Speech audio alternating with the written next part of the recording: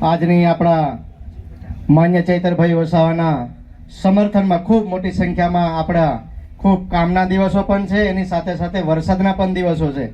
તો આવા સમયમાં સૌ મિત્રો, આગેવાનો, દોસ્તારો, જિલ્લા પંચાયત સદસ્ય, તાલુકા પંચાયત સદસ્ય તેમજ આજુબાજુથી વિદ્યાર્થી લઈને તમામ લોકો જે આપણી આ સભામાં જે પધાર્યા છે તમામનો હું હાર્દિક શુભેચ્છા અને હાર્દિક અભિનંદન પાઠવું છું તમામને. તો માન્ય ચૈતરભાઈ વસાવા માટે હું એટલું જ કહીશ કે आदिवासी की यारी और शेर की सवारी અને આદિવાસી યારી અને ચૈતર વસાવાની યારી નસીબવાળાને મળતી હોય છે મિત્રો, બરાબર?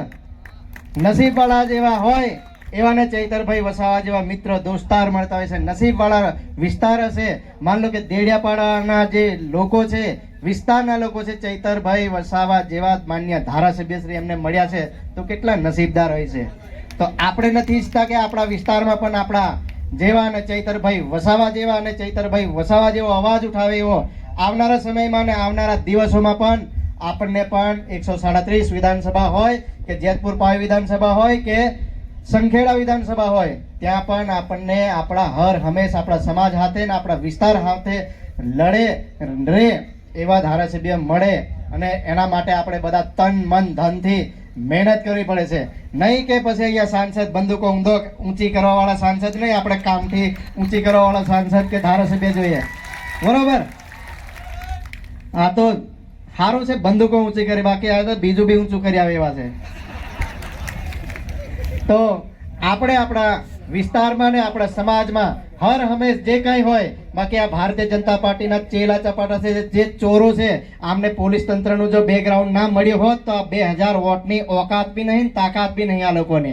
જો પોલીસ તંત્ર આમને મદદ ના કરી હોય તો આ મિત્રો જે કંઈ થોડી ઘણી સીટો જે જીતી છે ને એ પણ ના જીતી શકે. જીતે હે? આપણી જોડે હોમગાર્ડથી લઈને એસપી પણ આપણી જોડે નથી, બરોબર?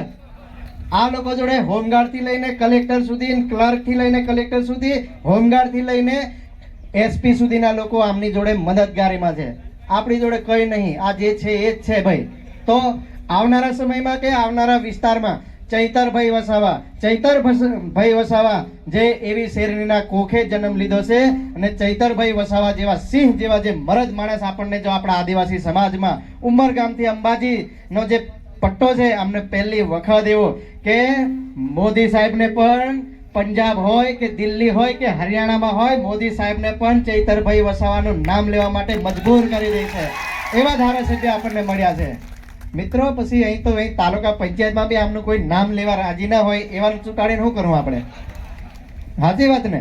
અહીં તો આખા ભારત દેશમાં આપણું નામ ચાલતું હોય, આપણા સમાજનું નામ ચાલતું હોય કે આપણા આદિવાસીનું નામ ગર્વભેર. આજે ચૈતર વસાવાના વિરોધીઓ, આમ આદમી પાર્ટીના વિરોધીઓ પણ ગર્વભેર એનું નામ લે છે. મોદી સાહેબ પણ મજબૂર થઈ ગયા છે કે ચૈતરભાઈ વસાવાનું પણ નામ લેતા થઈ ગયા છે. તો આવનારા સમયમાં આપણે જૈનજીની તરફ જંતર મંતરની જેમ જેવું આંદોલન કર્યું, હવે આપણા આંદોલન થકી આપણે ઉભા થવાનું છે ને આપણી વચ્ચે મહેમાનો પધારી રહ્યા છે. તો સૌને હું